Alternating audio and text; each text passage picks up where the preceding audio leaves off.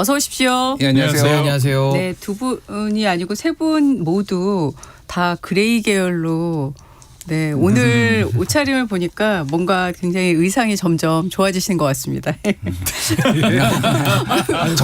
정치권은 혼탁한데 옷이라도 잘 입자. 저는 정치권이 혼탁하다고 얘기는 안 했습니다. 네. 어떤 분이 네. 정치학자가 네. 회색이 그러니까 회색이 아름다워야 된다. 회색이 아름다워야지 민주주의다 그런 얘기를 했는데 네. 일종의 이제 그 양극단이 있으니까 이 회색이 중간지대인데 우리가 회색이란 걸 부정적으로 보잖아요. 네. 근데 회색이 아름다워 민주주의다 그 말이 되게 와닿더라고요. 네. 꼭 그것 때문은 아닌데. 자, 장동혁 대표가 전날에는 제 기억에는 김진태 강원지사 만나서는 조용히 메모하시는 모습만 부각이 네. 됐는데 어제 후보자가 해당 행위를 할 경우 즉시 교체하겠다. 이런 말을 했는데 그 리포트 중에 그 기자가 풀어낸 내용을 보니까 갑자기 얘기를 한 것처럼 그렇게 묘사를 했더라고요. 제가 그 앞에는 보지를 않아가지고요. 자, 일단 김규영 대변인께 좀 질문 드리고 싶어요. 후보자가 해당 행위를 할 경우 즉시 교체하겠다. 이거 되게 강한 메시지잖아요. 네. 왜 이 시점에서 이런 발언을 했을까요? 정당이잖아요. 정당인데 이제 제가 볼 때는 특정 인물을 딱 대놓고 얘기한 건 아닙니다. 뭐 일부에서는 김진태 지사가 그 얘기 했으니 결자 해제하라고 했으니까 그런 거 아니냐는데 그건 아니고요. 지도부나 아니면 당 대표를 비판한 부분은 언제든지 할 수 있습니다. 본인에 대한 그런 얘기가 아니라 한 예로 들었을 때 이제 부산의 북구갑 같은 경우에 지금 박민식 우리 후보가 우리 그 소속의 박민식 전 의원이 뛰고 있지 않습니까? 네. 그런데 거기를 아예 무공천을 하라 이렇게 얘기했으면 당이란 게 시스템으로 돌아가고 공천도 시스템으로 진행되고 있는 과정 속에서 이거는 너무 나갔다는 거고 심지어 그런 어떤 주장을 넘어서서 한 비례의원 같은 경우는 네. 집을 거기에다 하고서 도와주겠다 얘기를 했을 때 그거는 장동혁 대표가 아니라 다른 사람이라도 이건 문제를 제기할 수밖에 수는 없다고 봐요. 그런데 이런 일련의 흐름 속에서 저희가 일종의 휴전 아닌 휴전 상태로 말씀을 한 게 뭐냐면 윤리위를 열지 않겠다 이렇게 얘기했습니다. 하나가 되기 위해서. 그런데 네. 이게 도를 넘은 거죠. 그러니까 이거는 장동혁 대표가 봤을 때 문제라는 거 이상으로 모든 당원들이 볼 때 이건 문제잖아요. 아니 무소속으로 뛰고 있는 사람을 비례대표 의원이 돕겠다? 그것도 노골적으로 말이 아니라 현장 가서 집을 구해서 돕겠다? 이걸 그냥 놔두는 게 문제 아닌가요? 저는 그런 차원에서 좀 강하게 선거가 이제 본격적으로 이제 40일 정도 남았기 때문에 강한 메시지를 던졌다 이렇게 봅니다. 네. 근데 장 대표의 발언 후에 뭐 배현진 의원 같은 경우에도 SNS에 글을 올리고 있는데 이 부분이 이렇게 많은 의원들이 당내에서 공감대가 얼마나 있을까 하는 생각이 드는데 어떻게 보세요? 김준일 평론가께서. 아니 뭐 김기영 대변인님이 말씀하신 게 일리가 없는 건 아니에요. 그러니까 네. 당의 입장에서 보면 기강 차원에서 보면은 뭐 이제 무소속 후보를 돕겠다고 나선다든지 무공천을 해야 된다든지 이거는 좀 문제가 있죠. 근데 이제 이렇게 상황이 된 데에 대한 성찰은 없는 거예요. 그러니까 왜 이렇게 됐느냐 그러면은 당대표도 있고 당의 공식 기구도 있고 막 있는데 그러니까 그 지역 후보들은 뭐 살아보겠다고 이를테면은 뭐 부울경에서 한동훈 바람으로 뭐 선거를 치러보겠다느니 뭐 이렇게 나오는 거잖아요. 그러니까 네, 네, 네. 그럼 그거를 해결을 해줘야지 이 문제가 해결이 되는데 이렇게 엄포를 놓으면 되느냐 그런 거예요. 이것도 딱 후보자를 그러니까 이게 가불관계가 좀 바뀌었다라고 느낀 것 같아요. 제가 보기엔 당시도 무슨 얘기냐면은 공천을 주기 전까지는 공천이 확정되기 전까지는 후보자들이 뭐 속된 말로 찍소리도 못했잖아요. 잘 말하기 뭐 오세훈 시장 정도 되면 근데 공천 다 확정되니까 이제 막 당 지도부 들이받고 그러니까 야 너 지금 공천 확정됐다고 지금 뭐 그렇게 막말하는 거야? 너 지금 이거 안심하면 안 돼. 이렇게 엄포 정치, 협박 정치인데 이게 비슷한 맥락이에요. 뭐 예전에 1월 달에 그때 이제 당 이제 지도부 흔들리니까 뭐라고 했냐면 그때 당원 투표 붙이겠다. 그러면서 직을 걸어라. 그런 말 했었죠. 예. 그때도 한동안 공방이 있었죠. 그거가 이제 협박 정치다, 타짜 정치다 이런 얘기가 나왔거든요. 이것도 지금 비슷한 맥락이에요. 그러니까 이거 지금 많은 분들이 협박으로 느끼는 거는 이거는 당 지도부가 해결을 해줘야 되는 건데 지금 이게 당 선거에 도움이 될까? 저는 뭐 굉장히 의문입니다. 예. 근데 두 분 말씀을 들어보면 당 차원에서는 또 그럴 수밖에 없다라는 걸 공감하는 부분이 있는데 지금 얘기하셨잖아요. 근데 성찰이 없다. 그 얘기를 하는 이유는 지금 결국 지지도 하락이 너무 심각한 거 아니냐 이제 이런 부분 아니겠습니까? 신 변호사님 어떻게 생각하세요? 그러니까 지금 국민의힘의 문제가 뭐냐면요. 뭐 김준일 대표님 잘 짚어주신 대로 두 가지가 없어요. 그게 뭐냐면 하나가 리더십이 없고 또 하나가 지지율이 없어서 지금 이런 일이 발생한다고 저는 보거든요. 네. 그러니까 그 근본 원인이라는 건 너무 복합적이고 이걸 뭐 토론을 한다든지 당내에서 해결을 해야 되는데 해결이 안 되면서 힘으로만 누르니까 더 이게 지금 해결 불가 상태로 가고 있는 것이고 과거에도 그 당대표들이 많았잖아요. 그 당대표들에 대해서 비판도 있고 또 비판 수위가 강해지면 비난도 있고 또 사퇴 요구도 한 적이 많습니다. 근데 그때도 어느 당대표도 이런 식으로 이걸 해당 행위로 간주해서 뭐든지 징계하겠다 이렇게 나온 사람은 없었거든요. 근데 장동혁 대표는 정치력의 이건 부재 같은데 어떤 식으로 해당 행위를 규정하지 못하고 오히려 해장 행위처럼 장동혁을 해롭게 만드는 행위에 대해서 징계를 하겠다라는 식으로 들리기 때문에 이건 또 하나의 정당을 또 사유화하는 거 아니냐 이런 비판에 직면할 수밖에 없거든요. 그래서 저는 리더십이 없고 또 지지율이 워낙 낮다 보니까 발생하는 그런 불가피한 현상이다 그렇게 봅니다. 네, 저희가 앞서 제가 인터뷰할 때도 언급한 여론조사가 한 번 더 언급을 하고 관련한 질문을 좀 할게요. 엠브레인 퍼블릭, 케이스텔 리서치, 코리아 리서치, 한국 리서치가 20일부터 22일까지 만 18세 이상 1,005명에게 전화 면접 조사에서 어제 발표했는데 2주에 한 번씩 나오는 전국 지표조사인데 이게 2주 전보다 더불어민주당은 1%포인트가 올라서 48% 됐고 국민의힘은 15%인데 이게 3%포인트 더 떨어졌어요. 그래서 지금 사상 최저 지지율 아니냐 이제 이런 얘기가 나오잖아요. 이 상황 당에서 굉장히 심각하게 받아들일 것 같아요. 어떻습니까? 저희가 무겁게 받아들여야죠. 다만 이제 하나 말씀을 드리자면 MBS나 이제 갤럽 같은 경우가 네. 면접 여론조사 방식이잖아요. 예. 근데 그 부분은 좀 고착화되는 것 같아요. 저희가 참 속상하고 반성해야 되는데 그런데 이제 리얼미터나 같은 경우는 이슈별로 해가지고 부침이 있습니다. 그리고 지금 전국 단위 선거이기 때문에 각 네. 지역별로 나오는 거 봤을 때 이 정도까지는 아닌데 그렇다고 해서 이거를 등한시하거나 그러면 안 되죠. 바뀌어야 됩니다. 근데 네네. 제가 하나 드리고 싶은 말씀은 네네. 지금 국민의힘의 어떤 지지율이 이렇게 MBS 같은 경우에 이렇게 낮게 나오는 이유 중에 하나가 장동혁 대표의 문제이기 때문에 그러면 지지율이 빠지고 15%는 장동혁 대표를 지지하기 때문에 남아있느냐 그게 아닙니다. 그러니까 가장 문제는 뭐냐면 무기력하고 어떤 이슈에 대해서 하나 되지 못하고 어떤 방향성을 상실하고 그러니까 힘이 실리지 못하는 상황.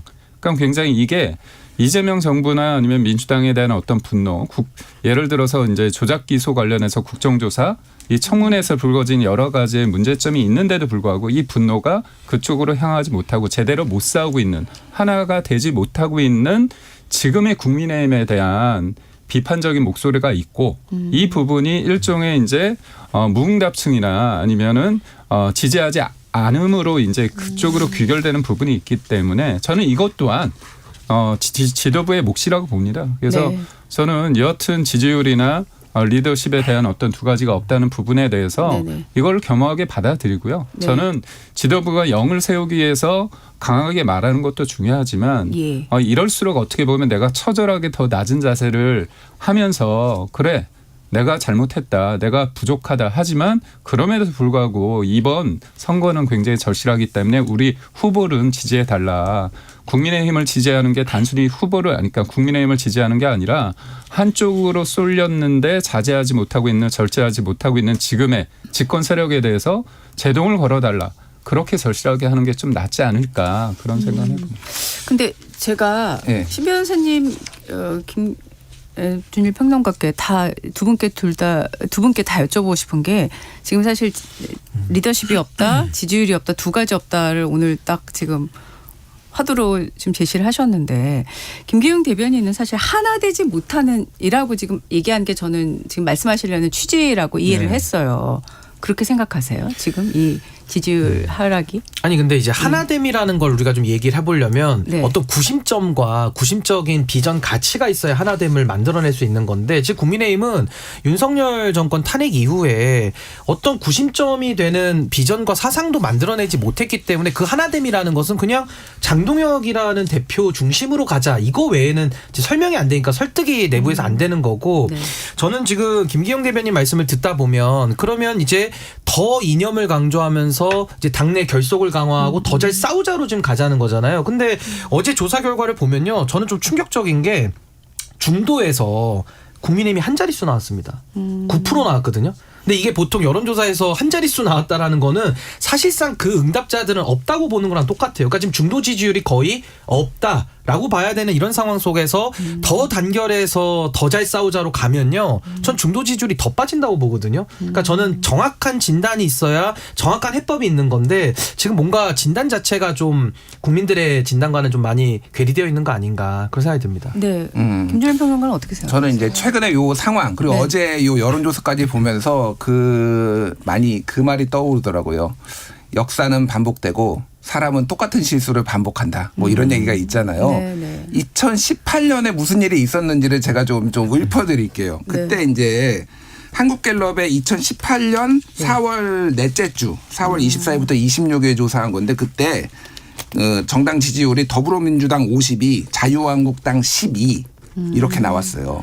그래서 더불어민주당은 창당 이래 최고 지지율을 찍었고요. 국민의힘은 최저. 그 전주에도 10이었는데 계속 이제 바닥을 기고 있었다. 지금 네네네. 수렴하고 있잖아요. 지금 이게 굉장히 네네. 비슷하게 가고 있잖아요. 네네. 그때 또 무슨 일이 있었느냐.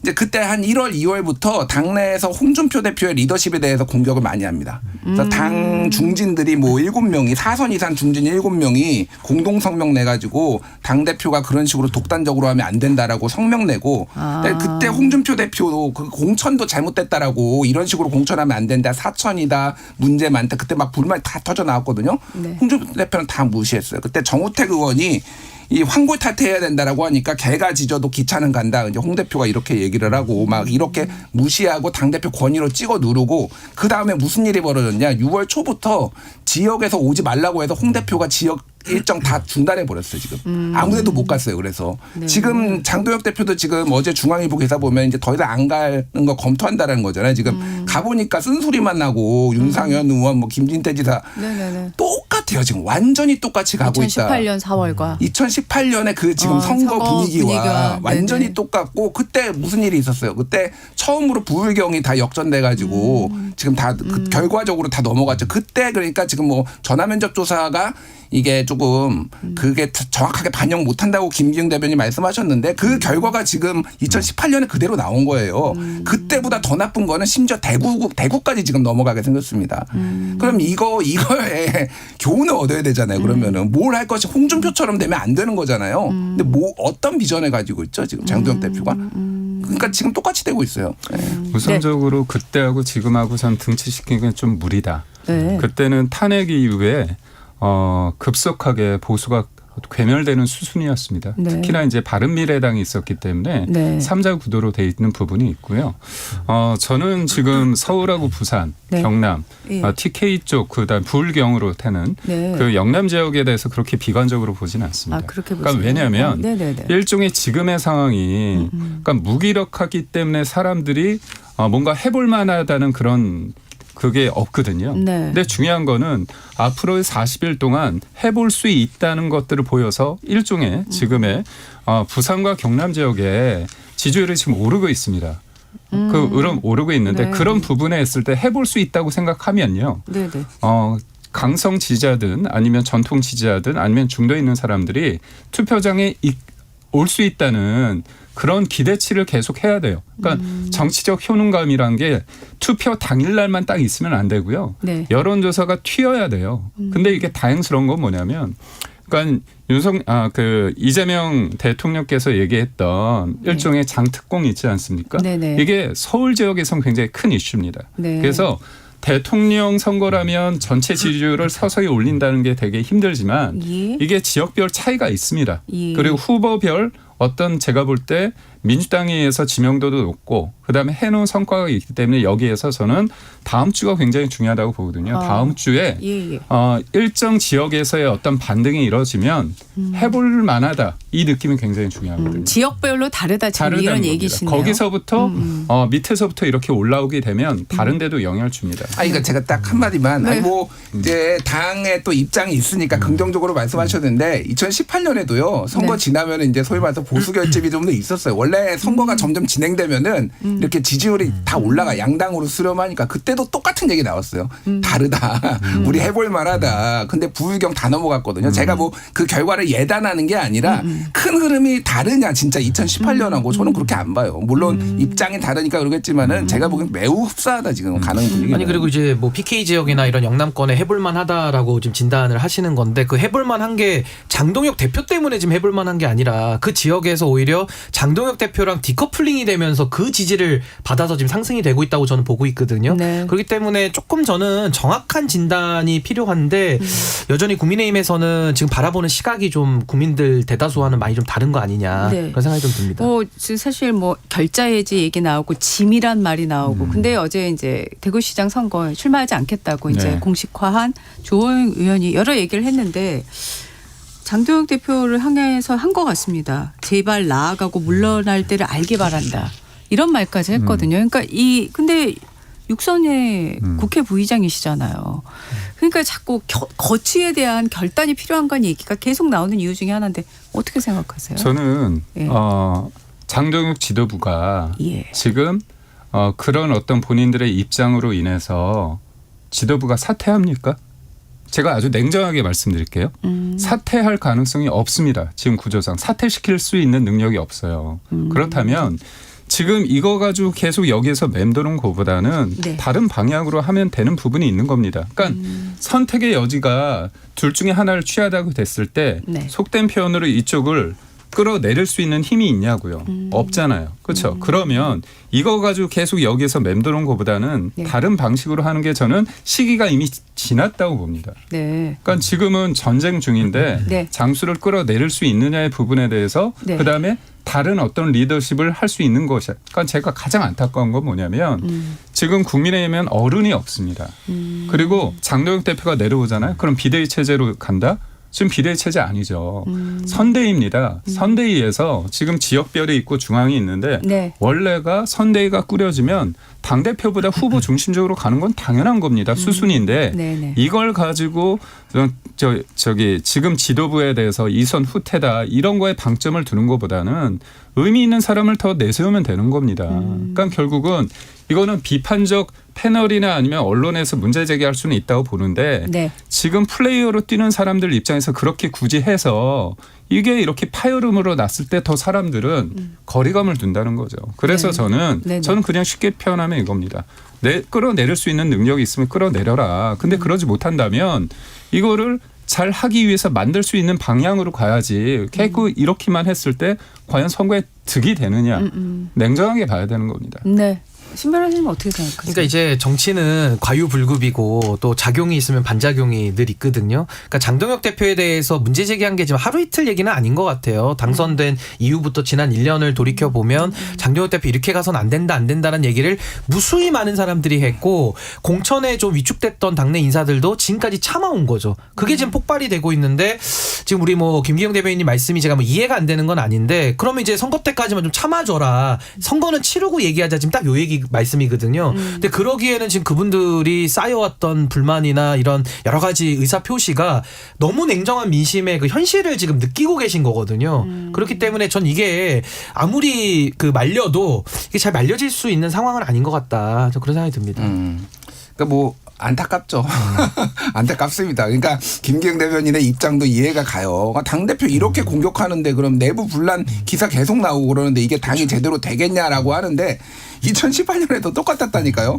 근데 그 후보자들이나 이 사람들 입장에서는 이게 지금 당대표가 그러면 해결을 해줘야 되는데 해결할 의지와 능력이 있느냐를 계속 물어보는 거예요. 그 정우택 의원도 환골 탈퇴를 얘기를 했고 네. 윤상현 의원은 지금 최근에 육참 고이단을 얘기를 하고 네. 김진태 의원은 결자 해지를 얘기했어요. 이게 다른 단어인가요? 그러니까 꼭 사퇴하라고 하는 게 아니에요. 그러니까 물론 그렇게 해석을 하는 것도 있지만은 네네. 무슨 비전을 보여줄 거냐고 계속 묻는 거잖아요. 그거를 해석은 누군가나 사퇴를 얘기한 거다 그렇게 할 수는 있지만은 네. 결국은 리더는 책임지는 게 리더입니다.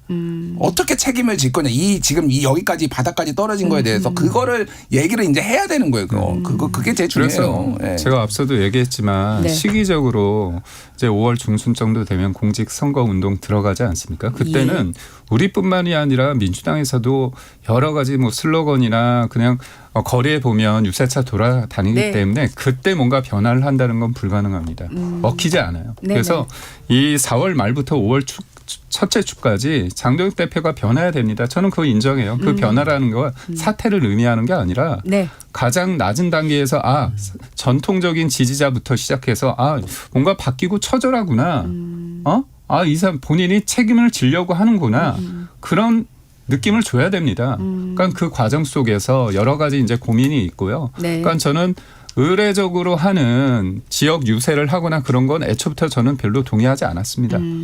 그런 차원에서 또 본인이 쓴소리를 들었잖아요. 그러면 본인이 느낀 바가 있기 때문에 변화에 대한 어떤 방식에 대해서 고민의 시점이다. 그리고 고민은 짧고 이제 행동에 대한 시점이다. 이렇게 봅니다. 알겠습니다. 자, 어제 이제 민주당 그 공천 결과 전략 공천 결과가 나왔잖아요. 예상하신 대로였습니까? 어떻습니까?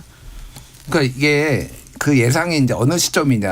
한 일주일 전이면은 좀 많이 틀렸고요. 다들 이게 슬라이스 나눠서 얘기하시네요. 아니, 왜 그러냐면 너무 이제 시시각각으로 계속 바뀌는 게 실제 그랬고 이제 취재한 내용도 그러기 때문에 그런데 네. 이제 처음에는 인천 쪽에 송영기 전 대표를 공천에 안 주려고 하는 분위기가 있었고 박찬대 후보가 박남춘 전 시장을 좀 옹호하는 이렇게 지지하는 듯한 발언도 하고 네. 그러니까 인천의 맹주가 돼야 되는데 이 거두 송영길 대표가 오는 게 거두는 이제 좋은 뜻이에요.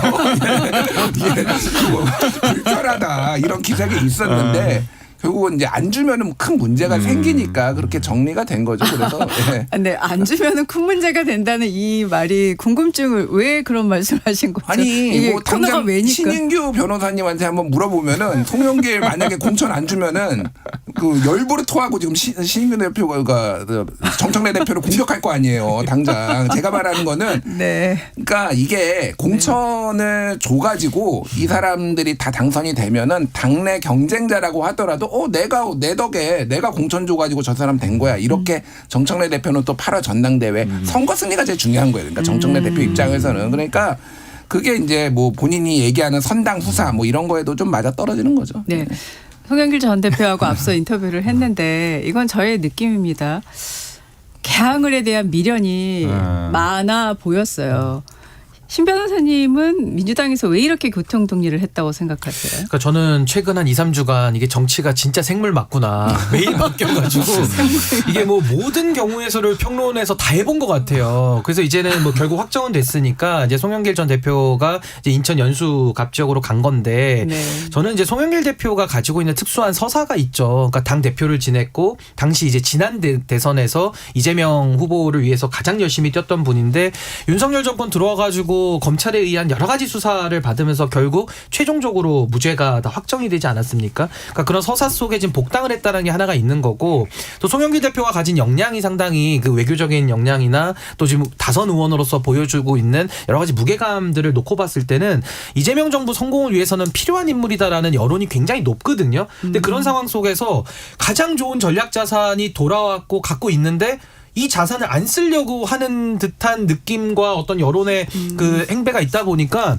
많은 분들이 야 이거 정청래 대표가 차후에 그런 당권이나 여러 가지 당내 문제로 이 송영길 대표를 먼저 선수 치듯이 좀 이렇게 공천 배제를 하는 거 아니냐 이런 이야기도 나온 건 사실이거든요. 네. 근데 저는 뭐 결론적으로는 정청래 대표가 크게 무리하지 않고 인천 안에서 물론 개항으로 갔으면 더 좋았겠지만 그건 또 여러 가지 전략적 차원이 좀 있었을 것 같고 뭐 나름의 그래도 합리적인 안을 만들어냈다. 좀 잘한 공천이라고 봅니다. 연수 의리시잖아요. 그렇죠. 지금. 예, 연수 갑 지금 계속 그래도 우리 박찬대 의원이 잘 민주당 입장에선 하고 있는데 네. 이번에 어떻게 국민의힘에서는 좀 탈환할 수 있습니까? 열심히 해야죠. 근데 네. 참 다행스러운 게 예. 제가 지난주까지 연수갑에 송영길 전 대표 못 온다고 얘기하다가 어제 그제부터 바뀌었습니다. 그래가지고 발표되기 딱 전에 네. 맞췄습니다. 제가. 근데 그 이유가 뭐냐면 예. 우선은 이재명 대통령 입장에서 이제 서사가 있다고 하면 개항을 줘야 되죠. 그렇잖아요. 자기 대권 떨어지고 나서 어떻게 보면 국회의원직을 달아준 거 아닙니까? 자리를 빼서. 근데 이재명 대통령 입장에서는 내 새끼가 더 중요하니까 어떻게 보면 김어준이래. 김남준. 네네. 죄송합니다. 굉장히 불쾌한 얘기를 하셨어요. 그 당사자가. 김남준 전 대변인을 한 겁니다. 네. 근데 연수감은 또 박찬대 후보 입장에서는 네. 박남춘 전 시장하고 얘기된 게 있었고 또 소위 말해서 내가 시장 말고 또 다시 돌아갔을 때 또 약간 어떻게 보면 거드라고 표현하셨는데 그런 존재감이 큰 분이 있으니까 부담스러운 것도 있는 것 같아요. 그래서 돌고 돌았는데 네. 재밌는 게 지난주에 하남 얘기가 나왔습니다. 그렇죠. 근데 하남 이례적으로 얘기도 뒤쳐졌죠. 민주당에서 네. 하남 아니다 이렇게 얘기를 했습니다. 되게 이례적입니다. 그리고 평택을 같은 경우에 가면은 조국 대표하고 무조건 완주해야 돼요. 그래서 저는 그 평택을은 김용남 후보로 저는 정했을 거다 이렇게 보고 있는데 그렇게 왜냐하면 보이시군요. 완주를 하더라도 상처가 덜할 수 있어서 만약에 너무 큰 존재가 가면 조국 대표나 아니면 조국 혁신당을 어떻게 보면 분노케 하는 지점이 있기 때문에 그렇게 정리가 돼서 돌고 돌아서 저는 호남도 생각했는데 민영배 의원 관련 자리를 생각했는데요. 송영길 전 대표가 김영록 지사를 지지했습니다. 반대를. 그래서 본인이 들어갈 입지가 없어졌어요. 그래서 돌고 돌다가 제가 볼 때 박찬대 후보가 좀 양보를 하지 않았을까. 그래서 거기 들어간 것 같습니다. 네. 황우여 전 비대위원장 뭐 차출 이거 뭐 설입니까? 아니면 좀 얘기가 되고 있는 겁니까? 그쪽 지역에서 4선을 하셨습니다. 네. 그래서 인지도가 굉장히 높으시죠. 네. 그리고 연수에서 여전히 살고 계시고 그래서 인지도도 있으시고 또 황우여 전 장관 대표 입장에서 보면 이게 또 어떻게 보면 그 적이 없으십니다. 그러다 보니까 이겨야 되잖아요. 이겨야 되기 때문에 여러 가지 수에 대해서 고민을 하고 있는 것으로 알고 있습니다. 네. 시간이 벌써 27분이라서 자, 김용 전 부원장 공천 받을까요? 안 줄 것 같아요. 예. 오늘 뭐 김영진 의원도 따로 만나겠다. 네, 오늘 만난다고 보죠. 예, 그러니까 자기를 반대한 사람은 조승래와 김영진밖에 없으니까 내가 설득하겠다라는 건데 사실 의원들 중에서는 말을 못해서 그렇지 공개적으로 이게 조금 예전에 양문석 의원 사례가 있어요. 양문석 그 대출 사기건으로 막 공천 주네 안 주네 그랬는데 예. 결국 공천 주고 양문석은 이겼는데 이게 그때 민주당 내에서 분석이 나온 게 부산에서 한 4대 영남에서 한 4대석 날아갔다 사실은. 그러니까 보수 유권자들은 명분만 주어지면은 내가 원래 보수 정당 찍었던 사람은 다시 회귀하려는 게 있는데 그 명분을 양문석이 줬다라는 거예요. 그래서 이게 김용도 그렇게 뭐 억울한 것도 있고 있겠지만 이거는 그래서 선당 후사를 계속 얘기하는 거예요. 지금 이게 정청래 대표가 안 줄 거라고 봅니다. 저는. 네. 신 변호사님.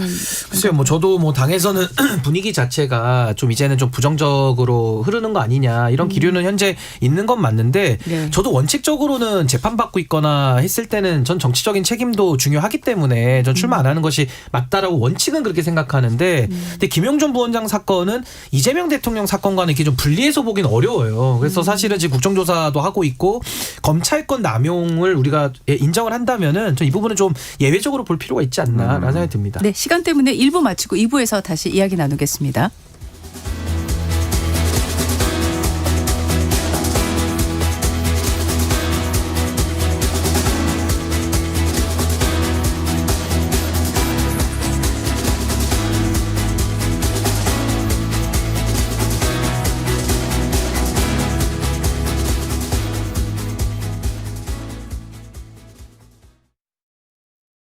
잠시 후 8시 반부터 일부 지역국에서는 해당 지역 방송을 보내드립니다.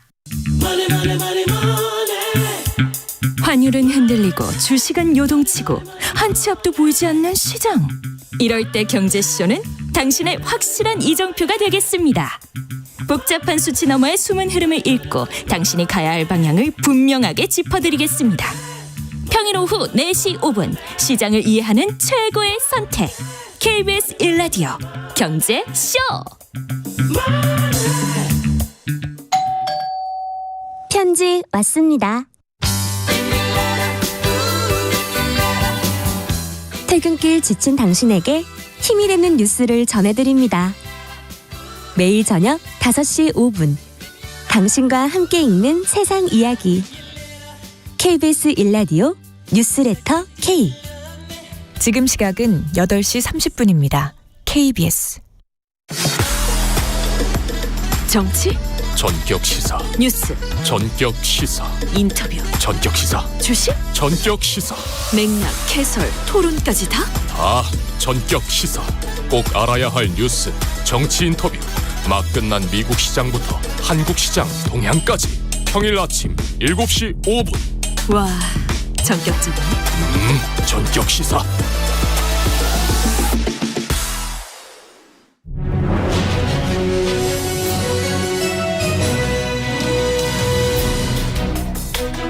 네, 정치와의 2부 시작하겠습니다. 김준일 시사평론가, 신인규 정당 바로 세우기 대표, 김기흥 국민의힘 미디어 대변인과 함께 하고 있습니다.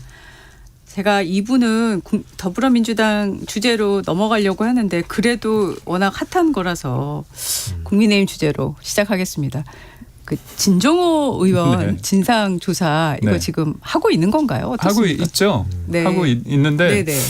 저는 진정호 의원의 뭐 본인의 생각에 대해서 존중은 합니다. 그런데 이분은 국민의힘 소속이고 비례입니다. 비례라는 건 어떤 의미죠?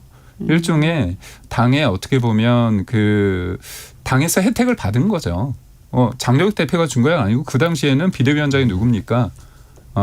그 한동훈 전 대표 아닙니까? 네. 그런데 제가 말씀드렸잖아요. 본인의 생각은 말할 수 있죠. 근데 실제 행동으로 옮기는 건 다른 문제 아닙니까? 그러니까 우리 당의 비례대표인데 가서 무소속 후보를 돕겠다. 집까지 얻는다. 그리고 이거에 대해서 문제 제기를 하니까 그래도 나는 도울 마음이 있다. 이런 얘기까지 합니다. 그러면 이런 상황을 봤을 때 당의 다른 사람들은 뭐라고 볼까요? 그러니까 중립적인 사람들이 볼 때도 이거는 좀 심하다고 하지 않을까요? 그래서 저는 만약에 이분은 뭐 제명시키려면 제명시키려라 그렇게 생각할 수도 있을 것 같아요. 근데 제명시키면 저기는 무소속이 되거든요. 그러니까 일종의 그런 것까지 수를 내다보고 하는지는 잘 모르겠으나 이런 거는 도리어 그러니까 그런 부분이 부각될수록 선거에 무슨 도움이 됩니까? 한동훈 전 대표의 도움이 될까요? 그것도 아니라고 봐요.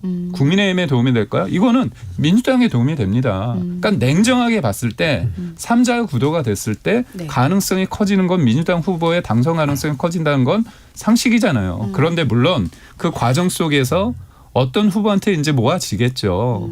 근데 그 전에 무공천하자 그리고 단일화를 하기 위해서 이쪽 도와준다. 이거는 너무 나갔다. 그래서 이거는 장동혁 지도부이기 때문에 문제를 삼는 게 아니라 제가 능력이 안 되지만 제가 당대표가 되면 저는 엄중하게 징계 내립니다. 그래서 그런지 저 마음만 받겠다고 한동훈 전 대표가 그러니까 했잖아요. 이제 뭐 일리가 있어요. 근데 말씀하신 대로 네. 비례니까 이렇게 하는 거예요. 그러니까 무슨 얘기냐면은 뭐 지역구 의원이면은 이를테면은 지역 당협위원장이기도 하니까 여기에서 하면은 처우에 뭐 공천 받을 때 복당 못 하면은 막 어렵고 그런데 비례니까 나 뭐 징계해봐 이게 그러니까 그런 거에 좀 이제 시비가 붙었어요. 근데 이제 서로 이제 막 때려봐 이렇게 막 얘기하잖아요. 근데 여기서 진짜 때리면요. 때리는 사람이 문제가 발생하잖아요. 이게 맞아요. 원론적으로. 징계를 하는 게 맞죠. 근데 여기서 징계를 하면은 이게 어떻게 될 것인가. 그러면은 이게 뭐 한동훈 아니면 진종호 도와주는 꼴이 되는 거예요. 그러니까 이게 그런 딜레마적인 상황이 있는데 뭐 명분이 맞다고 하더라도 정치는 정치로 풀어야 되는 거예요. 결국은. 이게 참 어려운 문제. 결국은 이렇게까지 오게 된 게 왜 그렇게 됐느냐. 이게 그냥 다 이 장동혁 대표의 리더십과 당 지지율과 이게 복합적으로 영향을 주니까 지금 이렇게 돼버린 거. 그리고 네. 한동훈 이제 뭐 제명까지 이게 다 연결이 된 거거든요. 그래서 사람들이 민심이 어디를 가느냐를 좀 보는 게 중요하다 제가 보기에는. 네. 그러니까 저도 이 뿌리가 김준일 대표님 말씀해 주신 대로 정치의 사법화 때문에 좀 그렇다고 보거든요. 결국에는 뭐 장동혁 대표도 판사 출신이고 뭐 한동훈 전 대표도 검사 출신인데 이게 법조인들이 정치를 하다 보니까 정치가 실종되고 다 그냥 이렇게 힘으로 누르려고만 하는 그러면서 이제 법대로 하자 해서 뭐 윤리위 가동하면 또 가처분하고 막 이런 거잖아요. 물론 이제 한동훈 전 대표는 가처분까지는 안 갔습니다만은 이게 그러니까 장동혁 대표가 지금의 시점에서 진종호 의원의 행동을 놓고 보면 당연히 이건 해당 행위가 명백하죠. 근데 문제는 한동훈 전 대표가 그럼 어떻게 나가가지고 지금 진종호 의원이 도우려고 하는 것이냐 그 내용을 파고 들어가면은 이거 왜 정치로 못 풀었을까? 그러니까 소위 말해서 장동혁 대표가 아니 당권도 가지고 있고 본인이 당 대표니까 당 내에서 우리가 생각이 다 똑같습니까? 다 사람마다 생각 다른 거거든요. 네. 근데 그 다른 생각을 품지 못하고 다른 생각이 설사 있더라도 유권자들의 선택을 통해 가지고 결국에는 정치로 풀어냈었어야 되는데 과거에 윤석열 정권도 정치의 사법화와 사법의 정치화로 몰락을 했는데 그 몰락을 한 정당에서 또 그와 같은 방법을 또 쓴다는 게 전 문제의 본질 아니냐. 전 그렇게 봅니다. 그러니까 첨언을 하자면은 제가 만약에 장도혁 대표였고 진짜 너무너무 한동훈 싫어서 징계를 해야 됐다라고 하면은 당원권 정지 6개월에서 1년 때렸을 겁니다. 저는. 예, 예.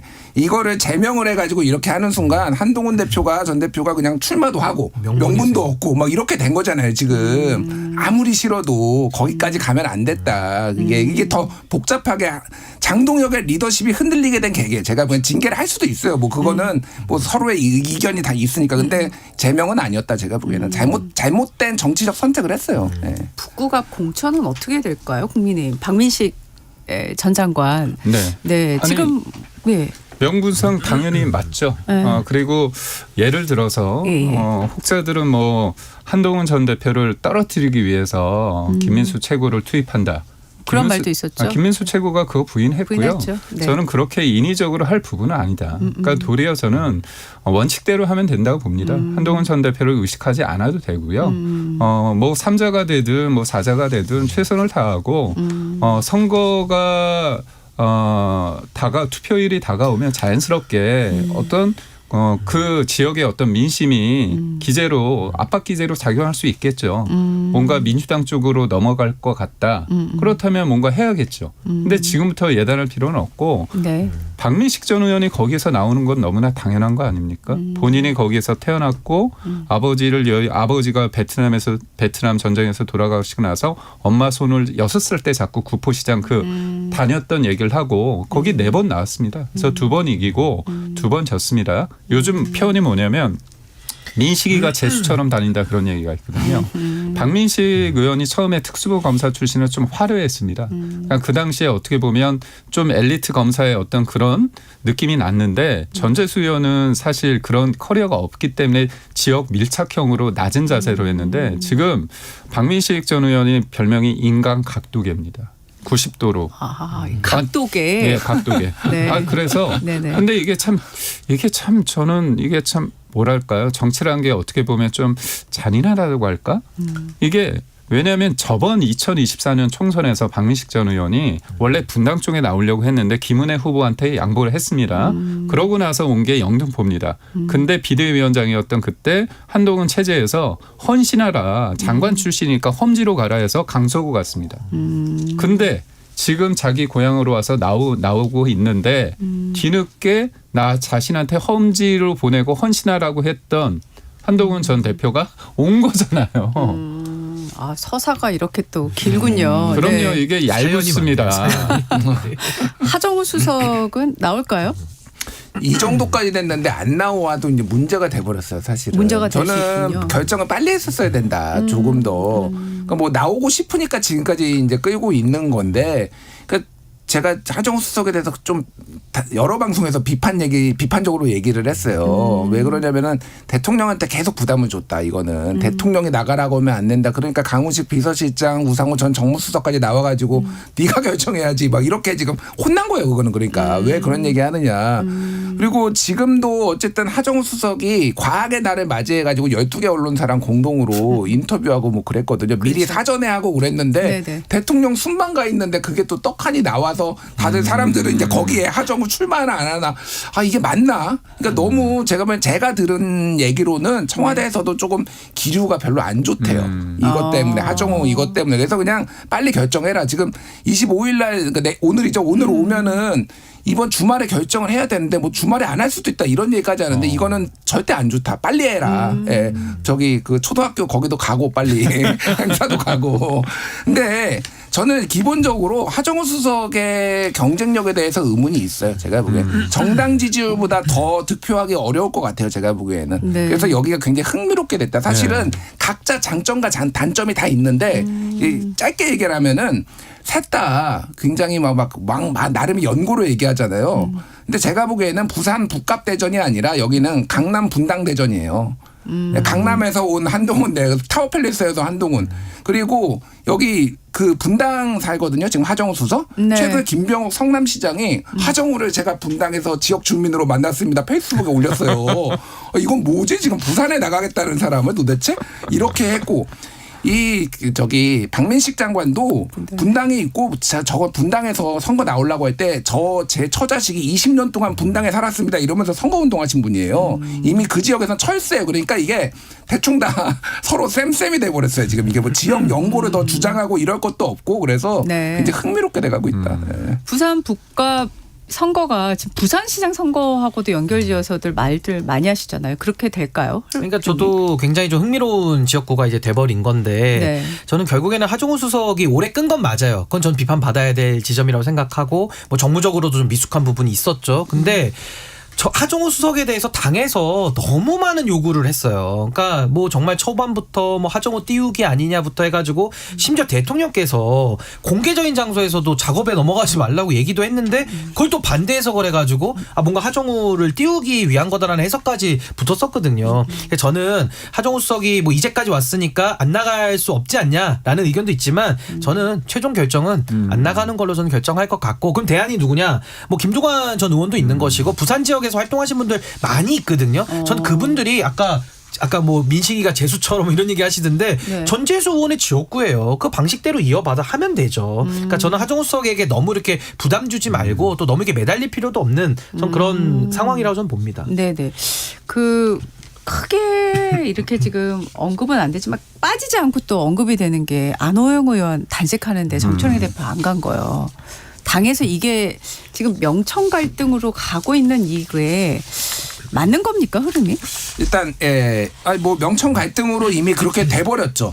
그러니까 돼버렸어요? 단식을 12일 하는데 정청래 대표가 이제 안 갔네 그거 가지고 안 갔죠. 안 갔는데 가도 문제예요. 그걸 해결해 줄 수가 없는데 공천을 그러면은 이원택 후보를 뭐 원천 무효하고 하면은 또 그것도 이제 뭐 문제가 생기니까 그래서 뭐 안 갈 수도 있다고 보는데 그러니까 저는 지금 민주당 이번에 워낙 국민의힘이 지금 저렇게 사고를 막 팍팍 치니까 주목을 못 받는데 너무 돈 문제가 많이 지금 생기고 있어요. 지금. 네네 지금 호남에 그러니까 지금 전북지사 김관영 그리고 지금 이원택 후보 여기도 지금 대리 이제 또 그 식당에서 결제했다라는 것도 있고 그 전북 임실군수도 있고 광양시장 예비후보도 불법 전화방 운영해가지고 돈 지금 뭐 운동원들한테 700만 원 뿌리려고 했다라는 거 있고 그리고 종로구청장도 지금 그 당원들한테 거기 이제 서용주 그 맥소장이 떨어지고 네. 이 성함이 제가 헷갈렸는데 그러니까 그분이 됐는데 그분도 지금 돈 뿌려가지고 지금 이거 재심 들어갔어요. 네. 최소 지금 6-7건이 지금 이게 민주당이 심각하다. 그 돈 문제 때문에 지금 저기 강선우 뭐 막 이 난리가 났었잖아요. 네네. 그럼 당이 관리를 제대로 해야 되는데 네네. 뭐 너무 유리하다고 생각을 하니까 네. 그냥 내부 경선에서 막 돈을 뿌리고 이런 일이 지금 너무 심각해요. 제가 보기에는. 그러니까 그게 지금 유찬종 후보 말씀하시는 건데 네. 저는 지금 뭐 정청래 대표는 지방선거 공천 잘했다라고 이야기를 좀 자아자찬을 하지만 전 국민 눈높이에 맞지 않다고 생각해요. 지금 나오고 있는 문제들 이게 뭐 돈의 액수를 떠나서 매우 심각한 행태들 전 여러 건이 지금 발생하고 있다고 보거든요. 네네. 저는 이게 국민의힘 국민의힘이 지리멸렬을 하니까 어떻게 보면 민주당의 오만함이 이렇게 또 행태적으로 드러나는 거 아니냐 이렇게 볼 수 있는 거라서 네네. 전 이거 지역 경찰에 맡겨서 수사 맡기면 안 되고요. 이거 저는 합수보훈을 하나 만들어서 전국 단위로 저는 전체적으로 전 수사를 한번 해야 된다고 봅니다. 네네. 그러니까 이거는 이재명 정부의 어떻게 보면 하나의 큰 숙제가 될 텐데 이거는 정파의 문제가 아니에요. 이거 돈 정치에 대해서 돈 액수가 중요한 게 아니고 이런 잘못된 행태는 뿌리부터 근절할 수 있는 저는 본질적인 조치가 좀 필요하다라는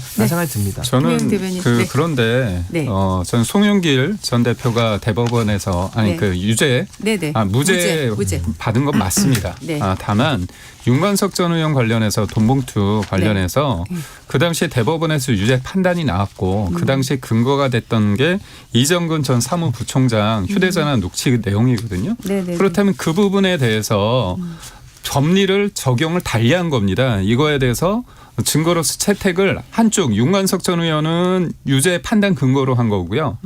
같은 내용이지만 그거 관련해서 송영길 전 대표는 2심에서 그거에 대해서 증거로서 채택을 안 한 겁니다. 그렇기 때문에 대법원 가서 상고를 해서 그걸 적용을 그러니까 법리를 맞는지 안 맞는지를 따져봐야 되거든요. 근데 검찰에서 어떻게 하냐면 항고를 포기했습니다. 그러니까 결국 뭐냐면 저는 무죄는 받았지만 국민들 입장에서 봤을 때 이게 과연 돈봉투 자체가 아예 없었느냐는 다른 문제거든요. 그렇기 때문에 저는 그런 부분에 대해서 당이나 아니면 이재명 정부가 그랬기 때문에 이 돈봉투에 대해서 조금 민주당이 이걸 엄정해 보지 않다.